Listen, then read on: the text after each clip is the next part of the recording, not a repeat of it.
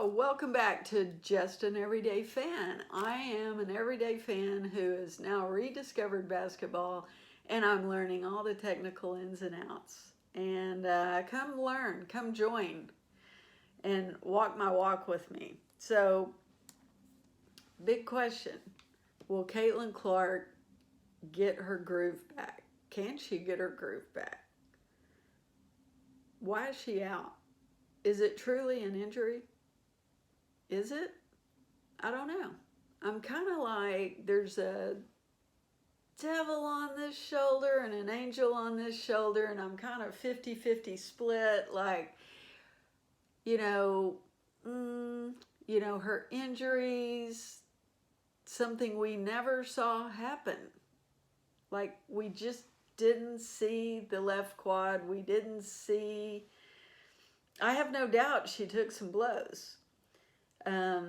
Because I know that the Marina blow was very unexpected. She had her back to her, which was, in my opinion, the cheapest shot. One of the cheapest shots this year. But karma always comes around. Now Marina's out with an ankle injury. And no one caused it except herself. She was running after Paige Bueckers. But on to another topic. So will Caitlin get her groove back? And is she out with an injury? Or is it something else? And I've been thinking about this. And I've always thought, I had a groin pull at one time. I used to run. And those hurt like hell. And you can't even, when you have a groin pull, you want to sit. When you walk, it's so tender. You guard that leg, right? You can't even make a full stride. Caitlin's, when I see film of her, she's over jumping up and down, jumping around, being a part of the team. She was passing the cup around for the Commissioner's Cup, and they were partying, and you saw her walking. You didn't see anything. You didn't see a pullback. You didn't see a half stride. You didn't see the things that would indicate that she might actually have an injury. But is it something else? Is Stephanie White fooling us all? Stay with me here. So here's the devil on my left, right? Could it be that Stephanie White is keeping Caitlin out, number A, to keep her fresh and ready? Because this is what Caitlin did last year. She didn't do anything until the All-Star, and then they turned her loose. She broke all records, 62 records, okay? But she started getting tired at the end. So is Stephanie saving her? We don't know. The one thing I do know is when Paige Bueckers hit the scene, and I've always said this, Caitlin is great in 3 areas. The 3-point and logo shots, her ability to pass the ball in ways I just haven't ever seen before. And her IQ on the floor, meaning she's a chess player. She sees the pieces, the 4 other players. She sees where they are, and it's not where they are then, right that second. It's where they're going to be in 5 seconds. And she ends up throwing a pass to an area where no one is even standing. But by the time they transition over in the post, they're there. AB's there to get the ball and to put it in. It's beautiful. It's just a beautiful sight. And she's very good at those things. Now, I'm not a basketball player, but what I think she lacks is defense. You don't see her up in someone's face. You don't see her pushing off someone. You don't see her in the paint mixing it up, because she just doesn't do that. She's one of the best players on the team. She can't get into foul trouble, so she stays back. She stays away. And you have other point guards that will actually do that, like Nafisa Collier. She was Defensive Player of the Year. She plays both ends of the court, right? Caitlin has one end of the court. And she kind of lacks in some of the others. Like she lacked in her 2 points, her paint shots, her around the rim shots, her bunny shots. So she worked on that last year. She got a little bit better at that, but when everyone's there posting up, it's a little difficult for her. So she's working on that. Could all this injury be Stephanie White is keeping her out? I remember when Stephanie White put her in and said, you are not to pass the ball. You are not to shoot the ball. You are to pass it. You are to inbound the ball, and then I want you to screen. And she screened her the whole third quarter of a game, and I'm like, what is this woman doing? What is she thinking? She is just taking away her best player, and I'm thinking, that must have been some lesson to Caitlin, or she was trying to break Caitlin down. Meaning, I'm going to break you down, and I'm going to teach you. I'm going to build you block by block so you can have all 5 aspects of the game. Because Paige Beckers came in, and I've always said it, she's got game on every aspect. Paige can hit the logos. Paige can hit the threes. She can post 30-plus points. She can do triple doubles. She can do all those things that Caitlin can do. But she can defend. She's got passing ability. She's got guarding ability.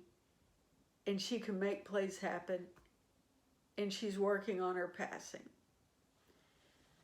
She's going to be an all-around great player. And if Caitlin sits and stays where she is, because they've already showed, they're going to double team Caitlin. And if they take her 3-point away,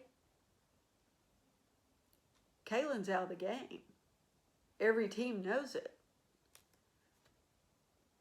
Double. Guard her. Take her out of the game. Make her a no-nonsense. You know, we don't even have to worry about her. Yes, you're taking 2 players and you're putting them on Caitlin Clark, but you're taking away the only weapon they had. Take that weapon away and we're going to win every game. Indiana's going to lose every single game. Because if you take Caitlin out of the 3, she's got nothing else. So is Stephanie White taking this time to work with her, to break her game down and to build it back up to where she can guard? She likes to play fast. She already has the IQ for the game that's incredible. She's a quarterback. She's like a quarterback on the basketball court. The way she can throw the ball half court, the way she can anticipate, the way she can look at someone's feet and what direction they might be going, and she can put the ball in play when you didn't even think that anyone would be near. All of a sudden, there's Mitchell, there's AB, there's somebody to grab the ball and put it in. It's a beautiful thing. I think Caitlin's working on her game. I think Caitlin's working on her post game. I think Stephanie is working her. I think Caitlin is going to come back. And I think she's going to have a total all-around game. Will she guard as heavy as Paige does? Probably not. Every other aspect of the game, I think she's going to have it. And I think that's what I think Stephanie is using this time to do exactly that. Everybody else is dog tired. They're just tired. They're beat. They're beat down. So many injuries. You have teams with only a couple of players on them, like LA and Las Vegas. They've just been stripped. And you have one or two players posting up all the points. They're tired. And we're going into the All-Stars. I don't know. It's interesting to see. It'll be interesting to see just how, and I'm going to I kind of see basketball like racing horses. So it's going to be interesting to see how Caitlin comes out of the gate. If she's got new weapons. If she's got a total different ball game. If all of a sudden you take her 3-point away, she can move, she can maneuver, she can get around, and she can go in for the layup. Then that whole defense that was planned to take Caitlin out is moot point.